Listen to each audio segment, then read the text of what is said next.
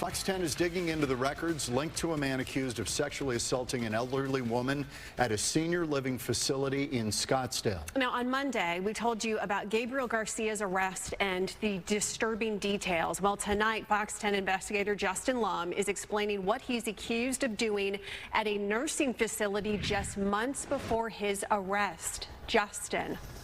And this is a case we're learning about in Fountain Hills, which is just as concerning and still an active investigation by MCSO. But the big question is, what did Scottsdale Village Square know about this allegation of Gabriel Garcia allegedly touching a patient inappropriately 9 months before he was hired?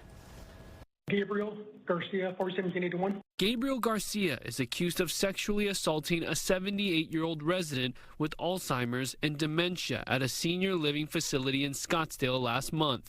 The alleged acts caught on a live feed camera in the victim's room. The certified nursing assistant entrusted with caring for patients now facing charges of sex assault and vulnerable adult abuse. I have found probable cause to support those allegations, and I've appointed a lawyer to defend you. The probable cause statement by Scottsdale police says Garcia is the suspect in another case being investigated by Maricopa County Sheriff's Office. Court documents reveal Garcia is accused of touching a patient's bosom and spending an unusual amount of time in the patient's room. Authorities tell me that case took place at Fountain Hills Post-Acute. Fox 10 obtained findings from the Department of Health revealing the state's investigation done in March 2024. And MCSO confirms the employee referred to as Staff 13 is Garcia. Findings say the patient involved lived with PTSD, muscle weakness, and bipolar disorder, needing help with bed mobility, cleaning, and dressing. An interview with the resident accused Garcia of massaging her neck and shoulders after removing her top and made her uncomfortable when he cleaned her chest. Another resident told investigators that Garcia was always hanging around their room and had tried to massage her arms. Garcia declined to interview with the state, saying it was a legal matter. On March 6, 2024, the director of nursing at Fountain Hills told DHS that Garcia had been fired for refusing to interview and follow facility protocol.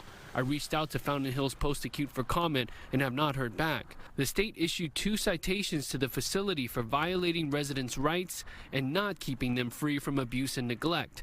I also asked Scottsdale Village Square if staff knew about the allegations against Garcia in Fountain Hills when they decided to hire him. We have not received a response.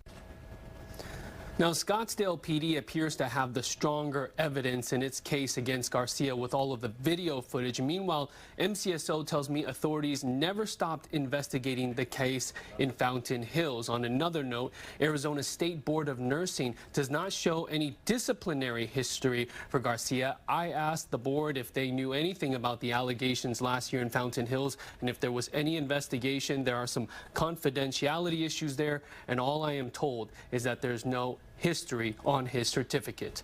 I'm Fox 10 investigator Justin Lum. Justin, thank you. Protests against immigration enforcement, they're escalating across the country and also right here in the Valley. Hundreds of protesters swarmed the Arizona State Capitol last night, where an arrest was made by DPS when a woman hit a drone with a water bottle, brought it down out of the sky. Fox 10's Kenzie Beach joins us live now from the state capitol with the latest. Yeah, guys, well, it's 3 nights in a row that massive protests have broken out in the Phoenix metro area. We're actually learning of one over in the Westgate area right now. We have a crew on their way there, but here at the Capitol, it's quiet, but police are still looking for the individuals that stole, drove, and completely damaged a Glendale PD patrol car on Sunday. On Monday night, hundreds of protesters swarmed the Capitol before marching in the streets of downtown Phoenix. Things escalated when a bottle was thrown at a DPS drone, taking it down. A 31-year-old Glendale mom was arrested and charged with criminal damage. Sunday night, thousands took to the streets of 67th Avenue and Camelback. That's where a police patrol car was stolen, driven, and destroyed. Glendale PD dash cam video shows multiple people stomping out the windshield of a police car. Individuals were throwing chunks of concrete that they'd found in the area at officers. Glendale and Phoenix police still looking for those responsible. Now, we've seen these protests grow. They happen day after day. We've seen multiple law enforcement in riot gear at these protests, but no arrest made on Sunday night. The first arrest made in these protests that we've seen the last couple days here at the Capitol last night. But as I mentioned, a protest seems to be underway in the Westgate area, and we have a crew on the way there now. Reporting live from the Arizona State Capitol, Kenzie Beach, Fox 10 News. Kenzie, thank you. The greatest show on grass is in full swing right now in Scottsdale, and people are flocking to the WM Phoenix Open. And Fox 10's Lauren Clark, she drew the winning straw to head out to the TPC in Scottsdale. And you even went to the 16th hole. This is a nice assignment today. Beautiful day. It is a gorgeous day, Christina and John. You know, I'm at the 16th hole right now, and come on, you cannot beat this view, can you? Absolutely stunning. Sunshine, Arizona, gorgeous weather. It doesn't get much better than this. I gotta say, you know, today, free day. Around 1 p.m., things were really packed in here. You know, out of all of the party spots here at the Open, this hole right here, as a lot of people know, this is where the true party is at. Now, there's still some people who have remained here. However, you know, it's been a long day for a lot of people who've been out here. Oh, but some people still want to have a good time, right? So we're certainly having a great time here, and we learned just how a lot of these proceeds really help make sure that the green grass here isn't the only thing that's green in this facility. At the WM Phoenix Open, the crisp grass isn't the only thing that's green. At the 16th hole, there's plenty of sustainability.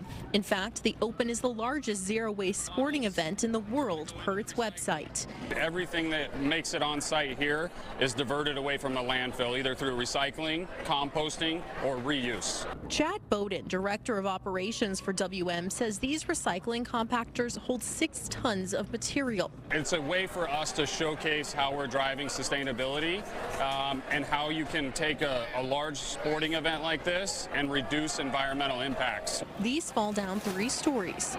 6 compactors at just hole 16 that hold compost and recycle. To be saved from landfills, but that's not all.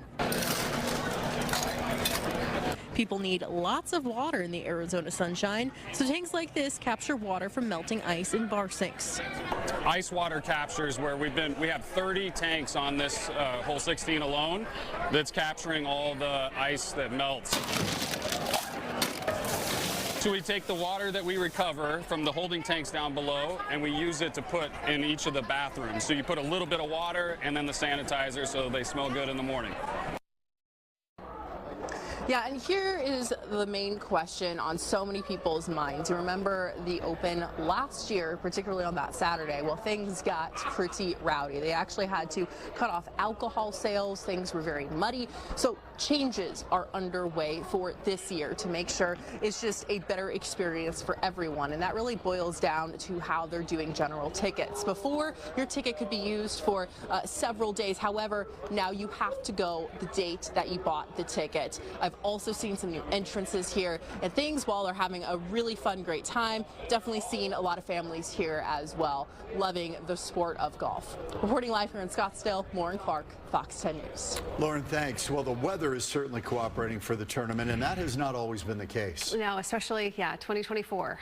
Completely different story. Meteorologist Erica Horvatine, though, is here with a look. Yeah, you can't complain right now. No, you absolutely cannot. It's just beautiful outside. This weather is perfect. But taking a look back the past 10 years, I found just how much rain happened at the Phoenix Open during the 4-day time period of the tournament. And last year was a big year for rainfall, picking up around ½ an inch during those 4 days of the Open. But before that, we went 4 years with no measurable rainfall. The 5 years before that, we did end up seeing some rain in 2019 and 2015. And actually, that 2015 rainfall was pretty bad as well. So I guess, okay, once every 10 years, twice every 10 years is not the worst. You can pretty much bet on sunshine. But as we take a look at those amounts of precipitation, you'll notice that last year seeing half an inch during that tournament, it was actually almost an entire month's worth of rainfall in the area falling within those 4 days. So that was very significant rainfall. And typically we only see 4 days of the entire month with measurable rainfall in our area. So that means that all of that fell during the Phoenix Open, but that will not be happening this year, as we do have low 80s and upper 70s in store for Wednesday, Thursday, and Friday, along with plenty of sunshine.